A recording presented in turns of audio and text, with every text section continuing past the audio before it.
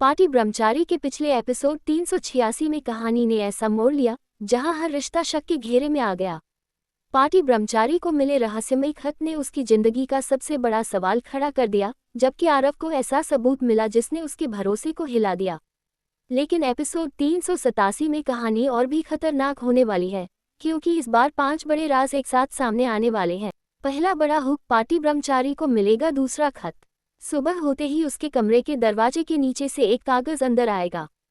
Party ब्रह्मचारी कागज उठाकर पढ़ेगी तो उसके चेहरे का रंग उड़ जाएगा। उस पर लिखा होगा, पहला राज तुम्हें मिल चुका है, अब दूसरे राज के लिए तैयार रहो। लेकिन इस बार खत के साथ एक पुरानी चाबी भी होगी। पार्टी ब्रह्मचारी समझ जाएगी कि यह चाबी किसी साधारण दरवाजे की नहीं है। दूसरा बड़ा हुक, आरव के सामने खुलेगा पुराना कमरा। आरव उस चाबी की मदद से हवेली के एक बंद कमरे तक पहुंचेगा। दरवाजा खोलते ही उसे पुराने दस्तावेज, तस्वीरें और एक रिकॉर्डिंग मिलेगी। रिकॉर्डिंग में परिवार के एक सदस्य की आवाज़ साफ सुनाई देगी, लेकिन आवाज़ सुनकर आरव पूरी तरह हैरान रह जाएगा, क्योंकि वह आवाज़ उस इंसान की होगी जिस पर उसने कभी शक तक नहीं किया था। तीसरा बड़ा हुक, पार्टी ब्रह्मचारी पर लगेगा सबसे बड़ा इल्जाम। परिवार के सामने अचानक एक ऐसा सबूत पेश किया जाएगा जिससे लगेगा कि पुराने हादसे के पीछे पार्टी ब्रह्मचारी का ही हाथ था। पूरा परिवार उससे सवाल करेगा। पार्टी ब्रह्मचारी खुद को निर्दोष साबित करने की कोशिश करेगी, लेकिन तभी एक और सबूत सामने आ जाएगा। अब आरव भी कुछ पल के लिए चुप हो जाएगा। पार्टी ब्रह्मचारी की आंखों में आंसू आ जाएंगे, क्योंकि उसे लगेगा कि कोई जानबूझकर उसे फंसा रहा है।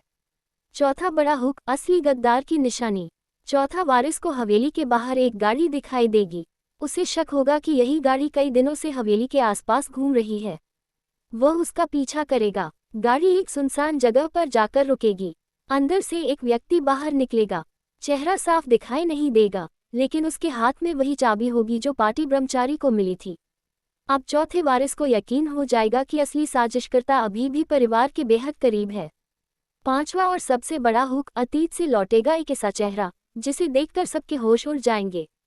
एपिसोड के अंतिम हिस्से में हवेली के मुख्य दरवाजे पर अचानक दस्तक होगी। दरवाजा खुलेगा। सामने खड़ा व्यक्ति देखकर पूरा परिवार स्तब्ध रह जाएगा। पार्टी ब्रह्मचारी उसे देखते ही पहचान जाएगी। उसकी आंखों से आंसू निकल पड़ेंगे।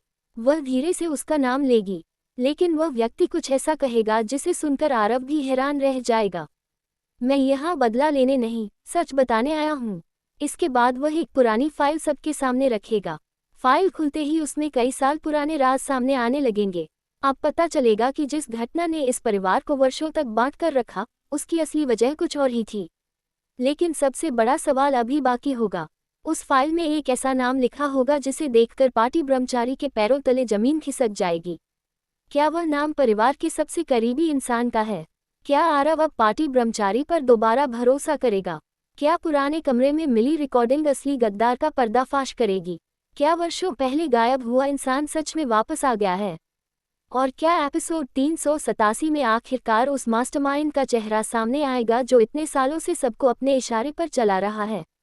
पार्टी ब्रह्मचारी की कहानी अब उस मोड़ पर पहुंच चुकी है जहां एक सच कई रिश्तों को जोड़ भी सकता है और हमेशा के लिए तोड़ भी सकता है। अगले एपिसोड में कौन सा